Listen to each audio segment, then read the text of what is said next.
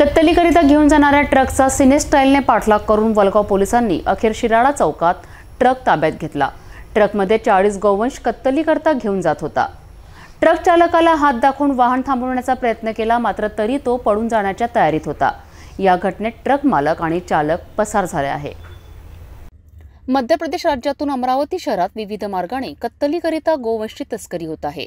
असाच MS06 AC 2491 क्रमांकाचा truck शुक्रवारी पहाटे 4 वाजता जात असल्याची गुप्त माहिती वलगाव पोलीस कर्मचाऱ्यांनी अजहर अहमद सचिन इंगळे यांना मिळाली।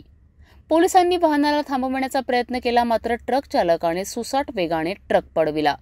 या दरम्यान पोलिसांनी सिने स्टाईलने पाठलाग करून अखेर शिराळा चौकात ट्रकला ताब्यात घेतले। पोलीस पाहताच ट्रक चालक आणि मालकाने पळ काढला। या कारवाईत पोलिसांनी 12 लाख रुपये किमतीचा ट्रक तर 4 लाख रुपये किमतीचे 40 गोवंश ताब्यात घेऊन ट्रक चालक विरोधात वलगाव पोलीस स्टेशन येथे गुन्हे दाखल केले आहेत।